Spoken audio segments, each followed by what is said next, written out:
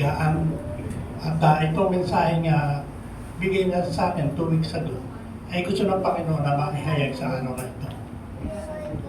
Kaya sabi ko, before Panginoon na mawala ako sa daigdig na ito, gusto ko kung anong nais mo, ipahatid sa amin bilang iyong mga anak. Panahon na ito, mga kapatid. Kaya dinaranas ko ngayon, yun nga, totoo yun. Pagka pinili ka ng Diyos, dadaan ka sa matinding pagsunod. At ako hindi takot. Panalangin ko nga, Lord, ito na ba? Mas gugustuhin ko pa makapiling siya. At hindi ako tatakot. At yun ang mensahe natin sa umaga ito. Bago yun po tayo ko'y manalangin. Hallelujah. Panginoon, maraming salamat sa umaga ito. Unang-una, Panginoon, salamat sa pinigyan mo ko ng lakas upang ako'y makatayo mula sa higaan. At parating ko, Panginoon, ang mensahe nilagay mo sa aking puso at kaisipan upang ito ay makarating sa mga kapatiran sa umaga ito. At sama-sama kami, Panginoon, makapasok sa open heaven, Panginoon. Alam namin, Panginoon, ay sa dito, Panginoon, ay patuloy mo pinibigyan ng direksyon ng bawat buhay na naririto, Panginoon, dahil mahal mo ang bawat isa sa amin mula sa pinakamatanda ka sa pinakamata, Panginoon. Kaya kami, Panginoon, ay magpasalamat na itinako mo kami sa lugar na ito upang makapakinig ng iyong mahalagang mensahe, Panginoon, lalo na sa mga panahon ito, Panginoon, aming nararanasan sa aming kapaligiran. Kaya, Panginoon, maasa kami, Panginoon, na sa pamamagitan ng iyong mga salita aming marinig ngayon, Panginoon, ay magpapatibay sa aming relasyon sa Panginoon, sa iyong Panginoon, at kami makakatiyak na makapasok sa iyong kaharian, Panginoon, sa muli mong pagbabalik. Maraming salamat, Panginoon. Buksan mo ang bawat puso at bawat kaisipan at bawat tenga, Panginoon, nang naririto upang mapakinggan nila, Panginoon, ay yung mahalagang mensahe, Panginoon. At ito ay magkaroon ng kapangyarihan sa aming mga buhay at makapagbago na aming kabuuan, Panginoon, sa ng aming mga pamilya. Maraming salamat, Panginoon, Lord God. Ito ang aming dalangin sa pangalan ni Jesus. Amen. Medyo hinihinga ako. Pasensya na po at talaga maigli lang po itong message na ito.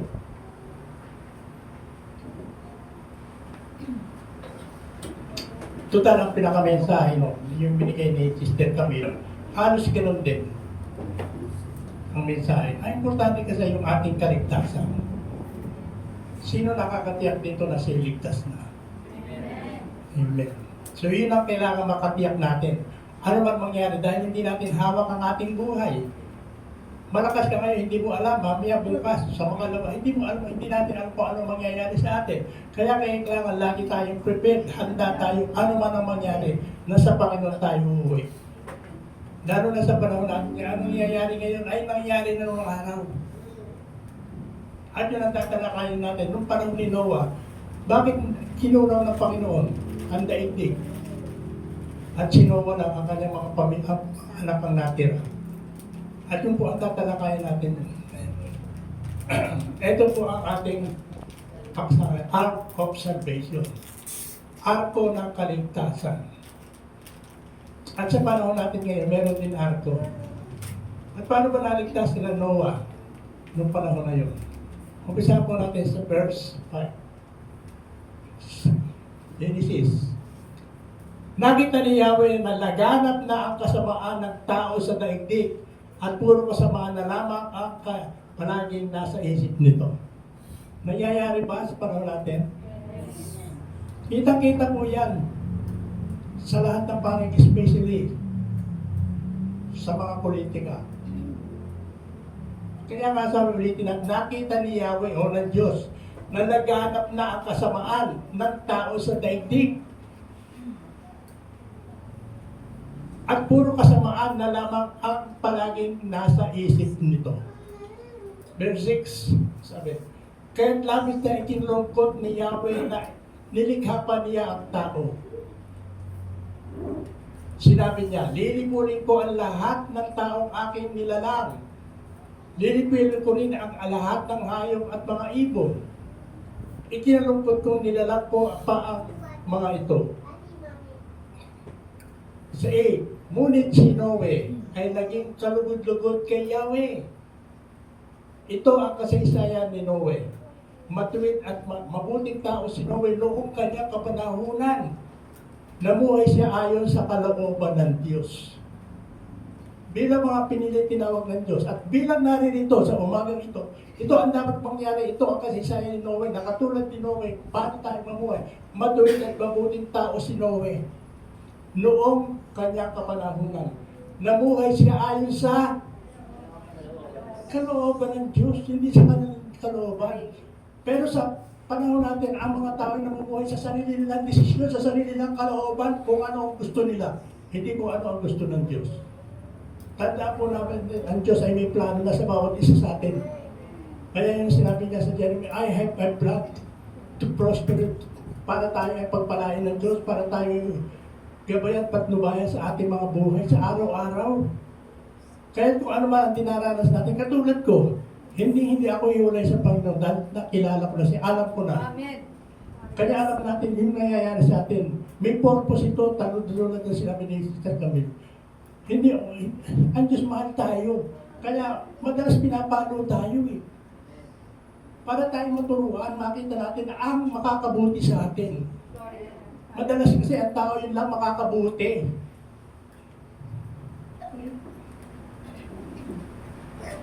Ten. Siya may 3 anak na lalaki. Sina Sem, Ham, at Japhet. Maliban kay Noe, masama ang lahat ng tao sa paningin ng Diyos at laganap ang karahasan sa lahat ng tao. Nangyayari ba kayo dyan? Yes. Kaya kailangan natin talaga ang Diyos. Ito ang kalagayan. Ito ang kalagayan na nakita ng Diyos sa buong daigdig. Namumuhay sa kasamaan ang lahat ng tao. 13. Sinabi ng Diyos kay Noe. Yan. Ito na yon. Sinabi ng Diyos kay Noe. Ano ang sinabi ng Diyos? Napagpasyahan ko nang lipulin ang lahat ng tao sa daigdig. Umabot na sa sukdulan ang kanilang kasamaan. Kaya gugunawin ko sila kasama ng daigdig. Kaya gumawa ka ng isang malaking barko. Yung barko. Nayari sa kahoy na sipres. Lagyan mo ito ng mga silid at pahiran mo ng alkitran ang loob at labas. So inutusan si Noe na gumawa ng ark para sila ay maligtas. Amen. Ang barkong gagawin mo ay 135 metro ang haba, 22 metro ang luwang, at 13.5 metro ang taas. Bubungan mo ito at lagyan ng kalahating metrong pagitan mula sa bubong hanggang sa tagiliran. Gawin mong 3 palapag ang barko at lagyan mong pintuan sa tagiliran. Malulubungin ko sa tubig ang buong daigdig at palilimon ang lahat na may buhay sa balat ng lupa. Ngunit ako'y gagawa ng kasunduan natin. Isama mo ang iyong asawa at mga anak at na lalaki, pati mga asawa nila, at pumasok kayo sa barko. Yun ang kasunduan na binigay. Yung pamilya mo, huwag mo pabayaan. Ipanalangin mo. Sharean mo. Amen. Magsakay ka ng isang lalaki at isang babae sa ng bawat uri ng hayop at ibon upang magpatuloy ang lahi nila. Magsakay ka rin ng tig-iisang pares sa bawat uri ng ibon at hayop at mga gumagapang sa lupa upang magpatuloy rin ang lahi nila ng mga ito. Maglaan ka ng lahat ng uri ng pagkain para sa inyo at sa kanila. 22. At ginawa nga ni Noe ang lahat ng iniutos sa kanya ng Diyos. Anong ginawa ni Noe? Sinunod. Iniutos lahat Yes. ng sinabi ng Diyos. Amen. Ano yun? Pinagawa siya ng arko. Lahat, pati gamit, kung gaano taas, haba, luwag, ay binigay, sinabi ng Diyos sa kanya. At yung mga hindi sinabi sa kanya ay hindi niya ginawa. Amen. At sa panahon natin mga kapatid, ganyan din ang nangyayari. Amen. Si pare, si Man, ano asakala mo? Kompleto ba yung arko? Yes. Kompleto? Anong kulang? Anong tawag doon sa anong patig? Para hindi tumagilid, para hindi lumubog. At walang manibela. Hindi sinabi ng Diyos. At kung titingnan natin ulit, huwag na natin basahin. Ayon sa inutos nga ng Diyos at sinabi ng Diyos sa kanya, yung ginawa ni Noe, hindi siya nag-invento, hindi siya nag-isip kung ano dapat niyang gawin. Ang pati lahat, lagyan mo ng bintana doon sa taas. Dahil nais ng Panginoon, sa kanya lang tayo nakating, lagi tayong tumitingin sa taas. Kasi pag lagyan ng mga bintana sa tagiliran, matatakot ang tao. Makikita niya ang baha kung ano nangyayari sa daigdig. Pero nais ng Panginoon, sa kanya lang tayo tumingin. Gawin natin yung pinagagawa ng Diyos. Lagyan mo ng pintuan. Ilang pintuan? Isa. Ano sabi ni Kristo? Ako ang pintuan. Ang sino man pumasok sa akin ay maliligtas. Amen. Kaya walang ginawa si Noe sa sarili niya. Kasi kung pinalagyan ng Diyos, pinalagyan ng manibela, tiyak kung saan-saan sila makakarating. Gusto ng Panginoon, siya lang ang masusunod. Siya ang magpapatakbo ng ating buhay. Siya lang ang masusunod.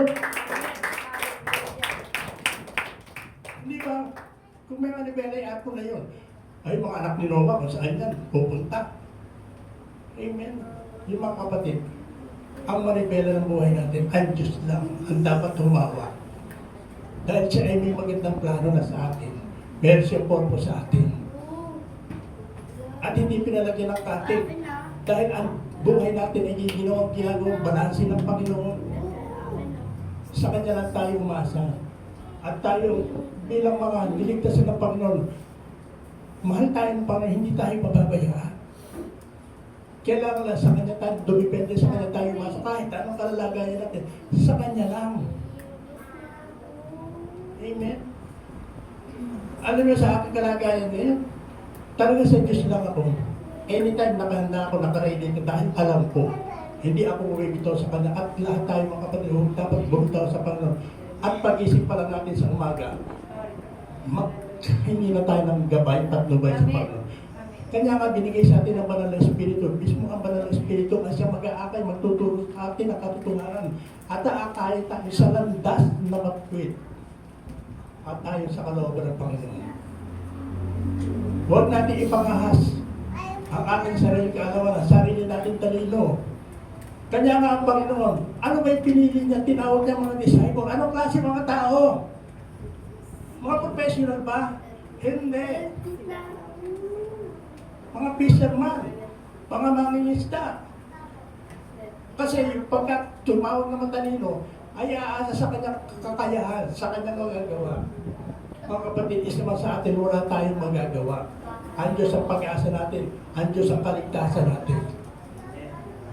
Sa Kanya lang tayo umasa. Dumipende tayo, 100%, ibigay natin ang buhay natin. Amen. Yung manibela ng buhay natin, bayan natin, ang Diyos ang patakbo sa atin. Hindi tayo dadalhin niya sa hindi maganda. Meron ang plano ang Diyos sa bawat isa sa atin. At kung ano lang ang binigay ng Diyos sa atin, manahimik tayo, doon lang tayo. Huwag tayo mag-ambisyon, huwag tayo mangarap. Alam niyo ang pagkilos ng Panginoon. Ako nga laging nakahiga dahil wala akong lakas. Pero isa rin yun dahil sa Facebook, sa YouTube ay napapanood ko. Marami na ang Panginoon hinusgahan, pinulgahan ng Panginoon, na-expose na. Katulad ng isang Doctor of Theology. Ayaw ko lang magitin na pangalan. Ang dami, almost nasa milyon ng member niya. Hindi tiga-rito, tiga-ibang bansa yun. Pero ano tinuturo niya ngayon?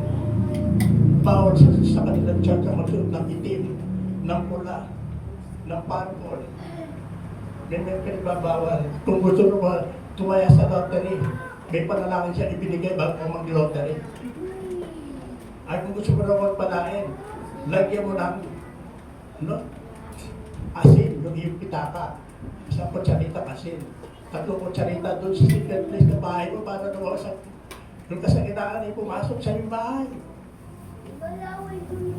At sa Amerika, 3 malalaking church na ang in-expose ng Panginoon.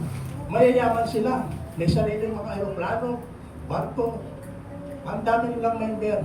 Pero ang isa sa kanila ay babae. In-expose ng Panginoon. Ano na yun ang sinasabi ng Bible? Pagdating na pala, i-expose ng Panginoon yung mga yan, mga false prophet na yan, false teacher na yan. Meron pang isa na pupunta dito sa atin ng araw. Pagpunta sa Luneta raw, naku, halos mapuno Luneta. Kung sino man ipag-pray niya, yung mga naka-wheelchair, nakatungkod, pag itinuro na, tumayo ka, tatakbo yun. Parang in-expose. Nagpatotoo yung mga pilay, naka-wheelchair, yung pala kasama nila. Magpapagkat lang para tumagsak. At marami ngayon, namumuhay lang. Yung sinabi nga ni Pablo na, hindi sila katulad ng ilan na ginagawang kalakal negosyo ang salita ng Diyos. Amen. Kaya kinakailangan mga kapatid, alam natin yung ginagawa natin. Ito ay utos ng Panginoon. Katulad ng ganyan ni Noah. Yun lang sinabi ng Diyos ang kanyang ginawa, ang kanyang pinaniwalaan. Pero ngayon nga maraming nangangarap, marami ngayon. Kaya tiyakin natin na alam natin yung sinasabi niya ay totoo na galing sa Diyos, hindi galing sa kanyang sarili.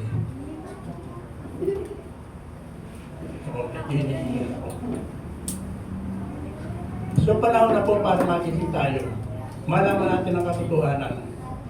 Kung si Noah, inutusan ng Diyos na mag-build up ng arko.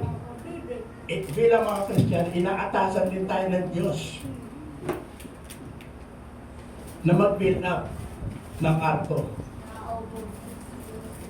Sa panahon natin, ano ba ang ark na yun?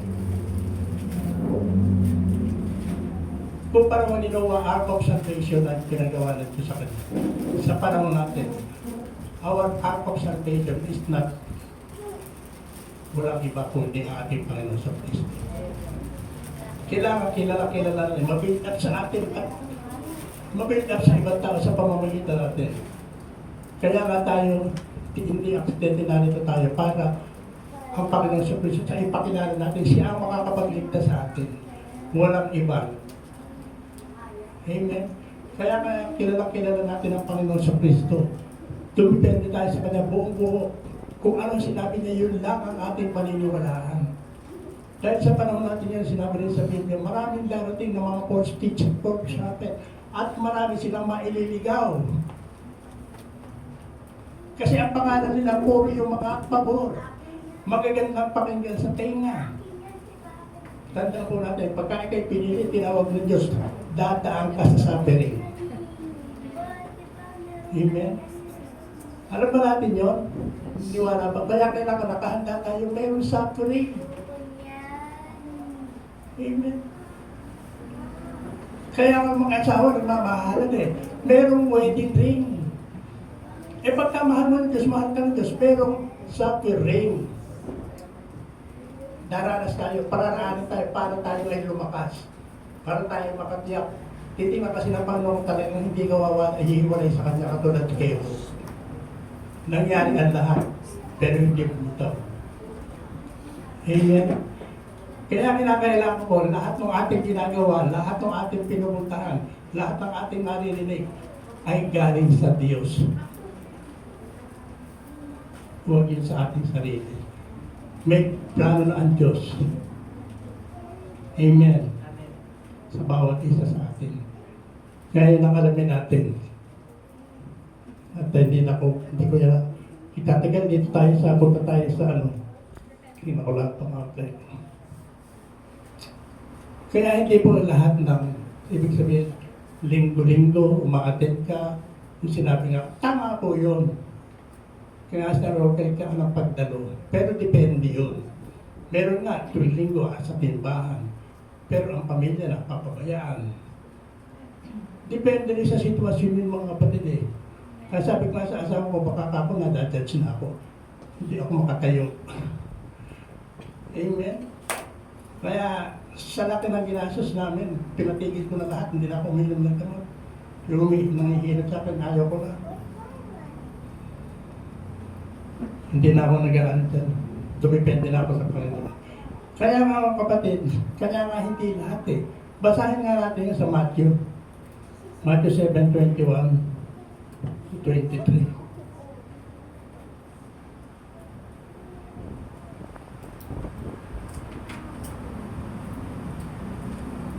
Pakisugat.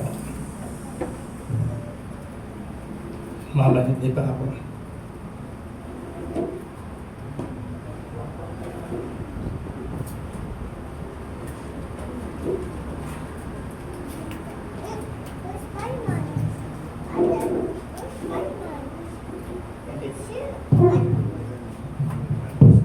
Sorry po, namamanit na yung mga papo.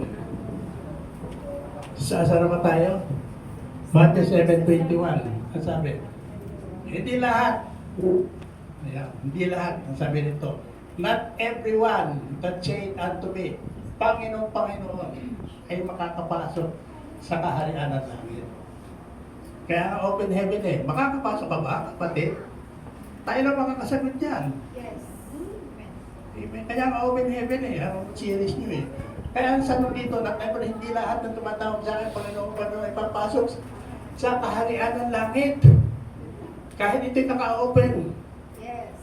Hindi lahat. But he that doeth the will of my Father which is in heaven, yun lang sumusunod sa kalooban ng aking amang nasa langit, katulad ni Job. Kung ano lang sinabi ng Diyos, yun lang ang kanyang ginawa. Hindi siya nag-isip, hindi siya nagplano. Total submission. Yun ang kailangan natin para tayo makapasok sa open heaven. Sabi nga open eh. Pero ba't hindi ka makapasok? Katulad ng 10 virgin. Yes. Virgin lahat yung 10. Pero ba't yung 5 hindi nakapasok?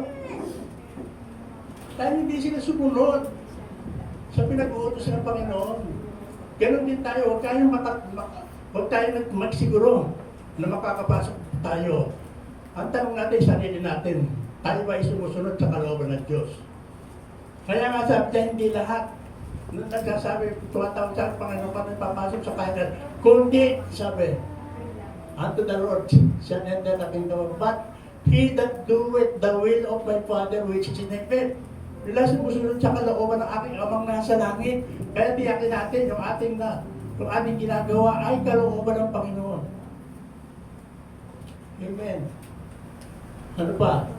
22.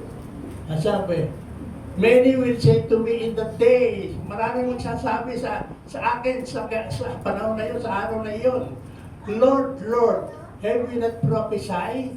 Hindi ka ba kami nagpahayag unang hula sa iyong pangalan? And thy name have cast out devil. Hindi sa iyong pangalan kami nagpalayas ng demonyo. Sabi, mga gifted to ah. Sabi, ano ba sabi? And then I will profess unto them, never you. Hindi kayo kilala, lumayo kayo sa akin. Kayo mapagawa, sabi, that is the work iniquity. Kaya hindi lahat eh. Hindi garantiya yung umaatin, pumupunta kung saan. Hindi garantiya yun. Ang garantiya ay pagsunod. Amen. Sinusunod natin, hindi lang, ang inutos lang ang susunod natin. Kapag hindi inutos, kaya pagbabasa ng Bible, importante yan eh. Ano ang sinabi? Ano ang nakasulat? Sino nagsabi? Bakit sinabi? Kanino sinabi? Kasi maraming Kristiyano ang kinakakin ay ito sabi ng Bible. Sa'yo ba sinasabi? Kung hindi sa'yo sinabi, huwag mong akinin. Eh dito, ang makakapasok yun ang sumusunod. Ang tanong, makakapasok ka ba? Kahit bukas hindi ka makakapasok. Bakit? Hindi yung sumusunod eh. Yes. At iba ang pinapasukan mo, sabi nga ng kapapamanon, I am the door. Ako lang ang pintuan. Amen? Ilagay mo nga sa 2 Corinthians 11:13.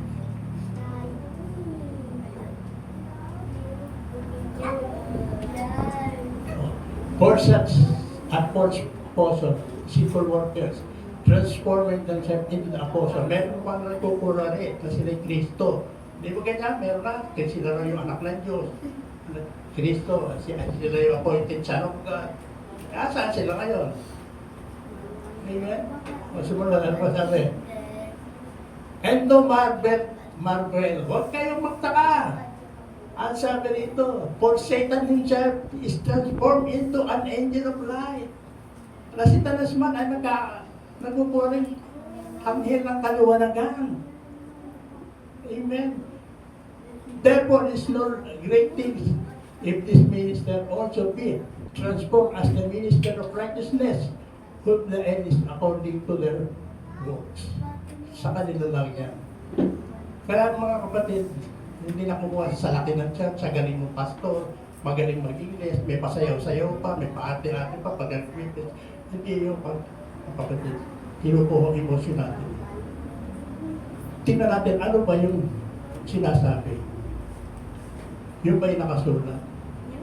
Karamihan po ng mga course teacher, course pastor ay hindi nakasulat. Tanging sa kanya lang galing, invento lang.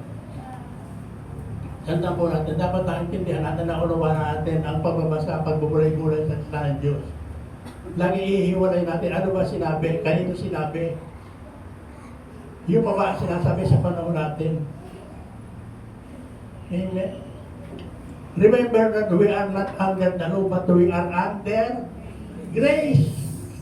Kaya kailangan pailalim tayo sa Panginoon sa Kristo. Totally surrender, totally. Wala tayong ititila sa ating sarili. Kahit anong profesyon mo, kahit anong lakas mo, kahit anong dulo mo, hindi na-impress na ang na-impress at pinitingnan ng puso natin. Amen. Kahit linggo-linggo nandito ka, hindi na tinitingnan ng Panginoon, tinitingnan ng Panginoon ang puso natin. Kaya nga pinatatalan tayo ng mga pagsubok eh. Amen. Sa mga apostol, sino ang yumaman? Lahat sila dumaan. Si John, anong kamatayan ang dinanas niya? Binitin ang patiwari. Si Stephen, paano siya namatay? Pinagbabato habang nangangaralaga sa mamatay. Pero ang sabi niya, yung sinabi rin ng Panginoon, Panginoon, patawarin mo sila. Sa atin, wala tayong masama eh. Sumama na loob natin. Amen. Yung forgiveness, wag po natin kalimutan. Kaya sabi, ang pinakamagandang halimbawa natin yung early church sa Book of Acts. Yung pag-ibig. Yun nga, hindi ba yun ang inutos ng Panginoon? Yung sa pumutos na uwi sa dalawa. Yes. Yung unang ibigin mo ang Diyos ng puso, buong kaluluwa at buong kalakasan. Yun ang pinakamahalaga. At pangalawa, ibigin mo ang kapwa mo katulad ng pag-ibig mo sa iyong sarili. Love your neighbor as love yourself. Mahal mo ba kapwa mo? Sa Book of Acts, hindi ba nangyari yan? Nagtulungan sila. Yung mga may kaya sa buhay, nagbenta ng mga ari-arian, ibinigay doon sa mga nangangailangan. Kaya yung mga asawa sa pila, hindi tumukwat. Hindi nila ibinigay na, anong ginawa ng Panginoon sa kanila? Pinatay sila. Amen. So dapat yung gayahin natin, early church, nagtutulungan. Yung mga may kaya, tulong-tulong sa mga wala, sa mga nangangailangan. Sa panahon natin, marami yan. Sabi, ikaw kasi, hindi ka nagsikap eh. Hindi mga kapatid. At tungkulin din ng bawat isa sa atin. Pagka alam mo nagkakamali isang kapatid, tungkulin ng bawat isa sa atin na ikaw ang nakatinap, tungkulin na punahin mo. Ituwid mo, pero tiyakin mo na hindi mo rin ginagawa, hindi ka rin gumagawa. Yes. Amen. Kaya tayo, pagka may pumunta sa atin, huwag tayo magsumama loob. Tinutuwid lang tayo. Kalooban ng Panginoon. Amen. Amen. Amen. Kaya, ano ba ba? Tingnan nga natin ang John 10:9. Ang sabi nito, I am the door. By me, if any man enter in, he shall be saved. He shall go in and out and find pasture. So dito, pag sabi ako ang pintuan, ang daming tinadaanan, kung sino-sino. Meron nga ngayon sa tao, doon sa pastor tumadaan. Kung ano sinabi ng pastor, sunod na sunod. Kaya sabi, kung ano lang ang sinabi, kung ano yung nakasulat, it is written. Amen? Kasi ngayon may mga matatalino sa amin, magagaling. Kadalasan niya pinapaniwala kanya, ang lalaki ng kanilang kongregasyon, libo, ako. Pero hindi naman sa lahat, mayroon talagang taliwas. Kanya ang sabi ng Proverbs 14:12. So there is a way, she made right unto man, but the end thereof are the ways of death. Meron daan sa tingin ng tao yung matuwid at tama. Ang punot ng dulo nito ay kamatayan. Kaya kinakailangan magkaroon tayo ng Berean Spirit. Kung ano tatitig natin yung natin yung tigang Berean kay Pablo. Pagdating ng bahay, sinasaliksik nila sa Bible kung totoo. Amen? Pag hindi totoo, huwag natin, kanya mahalaga mga kapatid, nagbabasa tayo eh. Tayo mismo. Huwag tayong umasa sa nakikinig lang tayo, may Bible study tayo. Tayo mismo. Amen? Kasi ang Bible, cellphone ng Panginoon yan, tinetext ka, hindi mo maintindihan. Buksan mo ang Bible para mabasa mo, ano ba ang text, ano ba ang message ng Panginoon sa akin? Amen? Hanggang maaari araw-araw, huwag natin bitawan ang salita ng Panginoon. Ito ang magpapalago sa atin, magpapatibay sa atin. Amen. Kaya nga ngayon kasi maraming pinapaniwalaan ng mga tao. Basta't narinig na yun ang paniniwalaan. Tingnan natin ang Acts 5:29.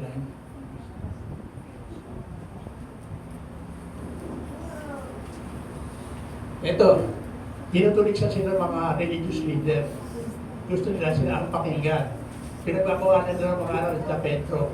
Yun ang sabi ni Petro. Then Peter and other apostles answered and said, we ought to obey God than man. Maraming nangangaral eh. Tiyakan muna natin kung totoo nakasulat yung kanyang ano. Kaya ang sabi nito, sinasaway sila ng mga pari, mga religious leader. Huwag kayong mangaral. Kaya kung ano. Ano ang sabi? Sila ang pakinggan. Ano ang sabi ni Peter?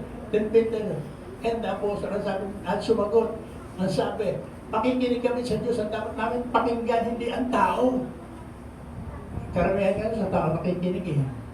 Dahil magaling yung nagsalita. Hindi po. Amen. Tiyakin po natin yung napapakinggan. Talagang galing sa Bible. Hindi isa po natin. Kaya sabi, meditate ko lang basa. Huwag natin babasahin lang. May paraan. Ano nasusulat? Sino ang nagsabi? Bakit sinabi? Kailan sinabi? Kanino sinabi? At ano ang dapat gawin? Ay, malalaman mo, ang Diyos pala nagsabi. Para sa akin pala, ano dapat gawin? Sumunod ka. May maraming ka nababasa na, hindi naman sumusunod eh. Amen. Kaya marami po na talagang kakulangan pa ng iglesia. Katulad ng bawa sa mga nagtulong natin sa kapwa. Ang sabi ng Bible, kapag kayo tumulong, sumuporta sa kapatiran, sumuporta ka sa Diyos. Ano sabi? Yung ginawa ng kanan, huwag nang ipaalam sa kaliwa.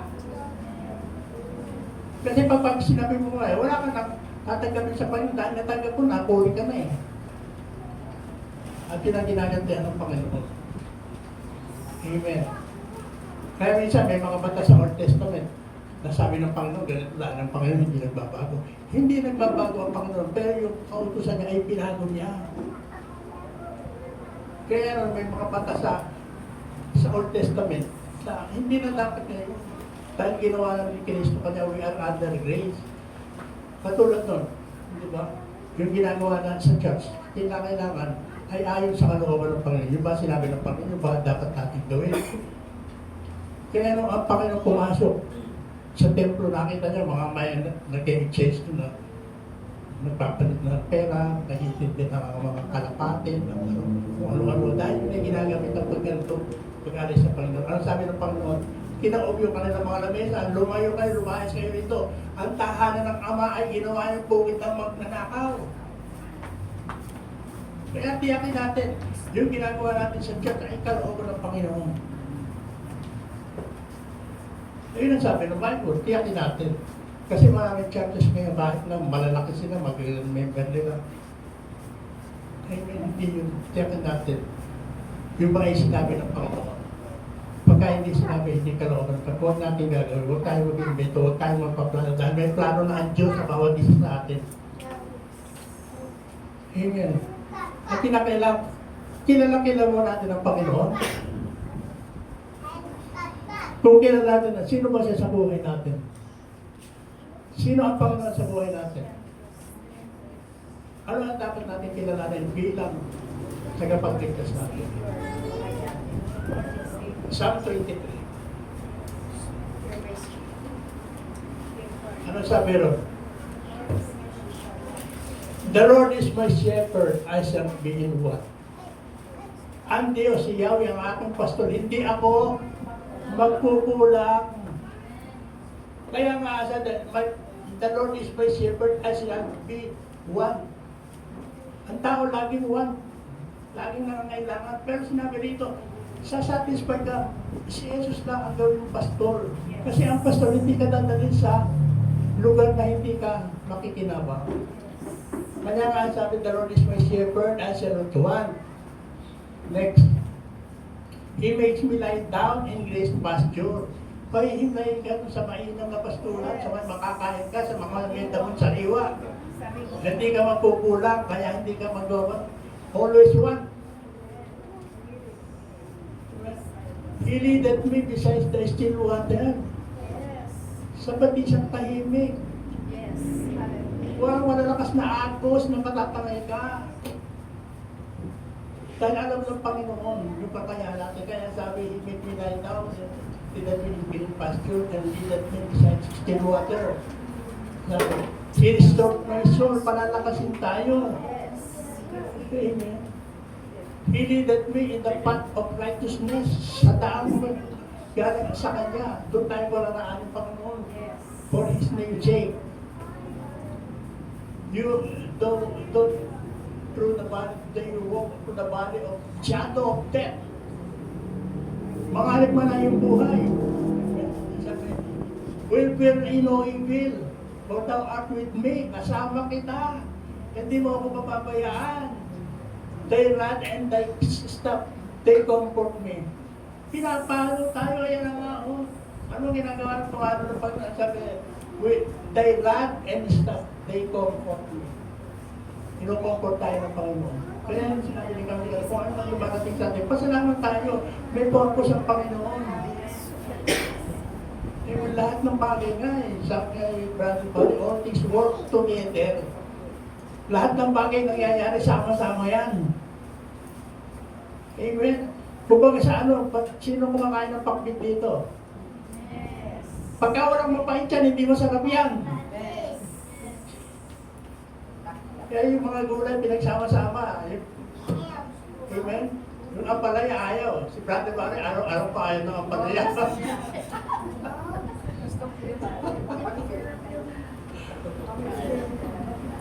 Pero ang pampengga niya masarap. Ba't ano ba masarap?